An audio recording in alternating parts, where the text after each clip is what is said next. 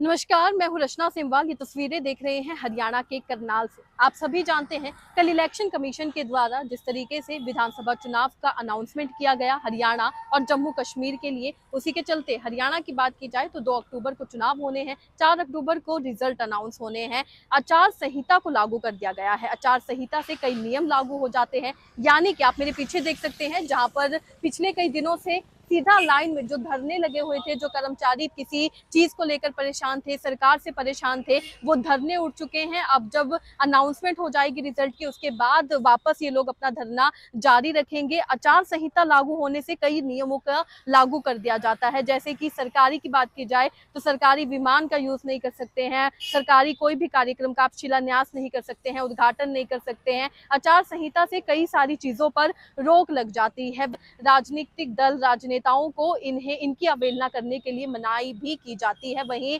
आज की बात की जाए तो आज इसी आचार संहिता को लेकर एक प्रेस कॉन्फ्रेंस भी होनी है, वो भी हम आपको दिखाएंगे। बड़ी खबर फिलहाल ये है कि आचार संहिता लागू हो चुकी है और उसी के चलते तमाम जो प्रदर्शनकारी थे, चाहे वो एनएचएम कर्मचारी हो, नर्सिस हो और भी जितने कर्मचारी, सफाई कर्मचारी हो, जो धरने पर बैठे हुए थे, उनके द्वारा उनका प्रदर्शन जो है कुछ दिनों के लिए टाल दिया गया है। अब जैसे ही चुनाव होंगे, विधानसभा चुनाव होंगे, उसके बाद वो वापस से अपने इस धरने को जो है कंटिन्यू करेंगे। वहीं कुछ प्रदर्शनकारी हमारे साथ जुड़े हैं जिनके द्वारा भी यहाँ पर धरना लगाया जा रहा था। आचार संहिता लागू होने के बाद उन्होंने भी अपने धरने को स्थगित कर दिया है, ऐसे कह सकते हैं। सर, क्या कहना चाहेंगे? आचार संहिता लागू हो गई है, आपके द्वारा धरना जारी रखा जाएगा बाद में?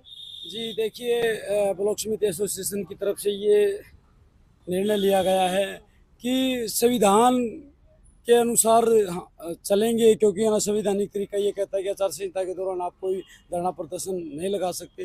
प्रशासन की भी पाबंदियां होती है। तो सुबह प्रशासन के अधिकारी साथी आए थे, दूसरे साथियों तो धरना 2-3 दिन कल शाम को ही पढ़ना शुरू कर दिया था। हमने बस ये इंतजार किया कि प्रशासन के साथी आए, वो हमें नोटिस दें और हम अपने धरना स्थल को अभी हमने संघर्ष को जारी रखेंगे, क्योंकि अब तक तो हम सरकार और राजनीतिक लोगों को अपनी बात मनवाने के लिए हम प्रयासरत थे।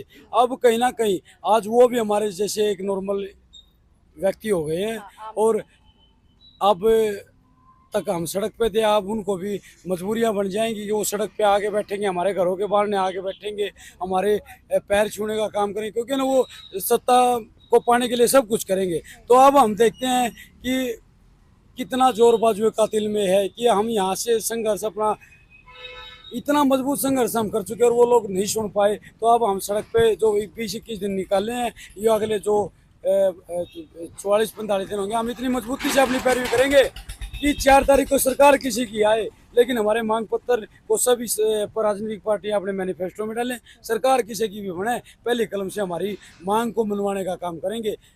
ये सरकार तो अब रही नहीं, अब तो प्रशासनिक अधिकारियों के पास दायित्व रहा है। तो अब बीजेपी के लोगों ने बहुत गलत किया, उनको पछतावा भी होगा कि अगर वो बात मान लेते तो कुछ वे अच्छी होती, पॉजिटिव रिपोर्ट रहती।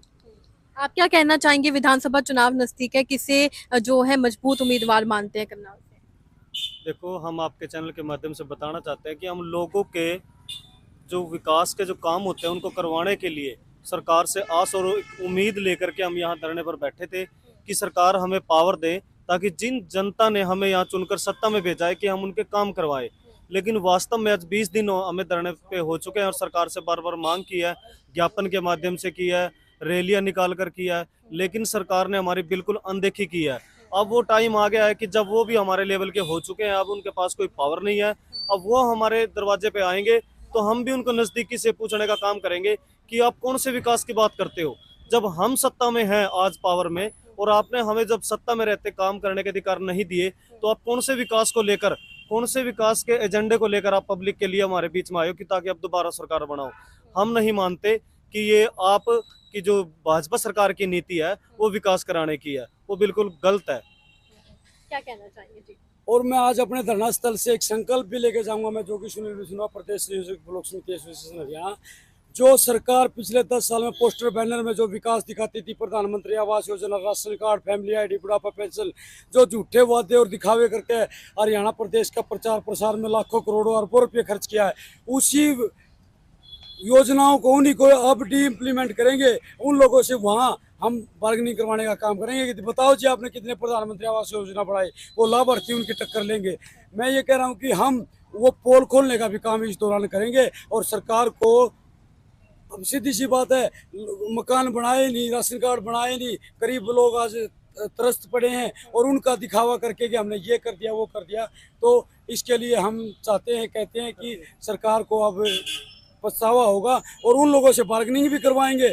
और बहमें ना रहे, आज आचार संहिता लग चुकी है, लेकिन हम कहना चाहते हैं कि अगर उन्होंने झूठ बोल रखा होगा तो लोग अब उनके कपड़े फाड़ेंगे।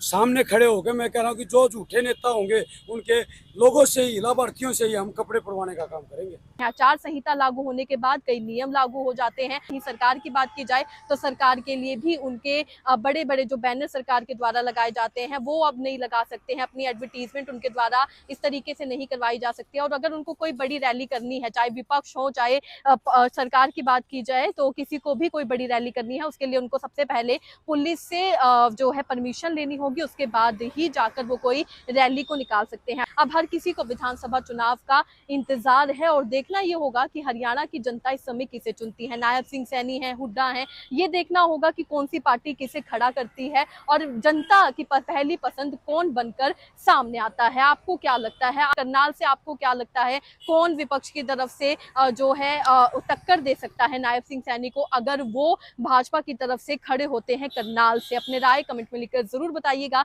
इसी तरीके से देश और दुनिया से जुड़ी हर छोटी सी बड़ी अपडेट के लिए हमारे साथ बने रहिएगा। धन्यवाद।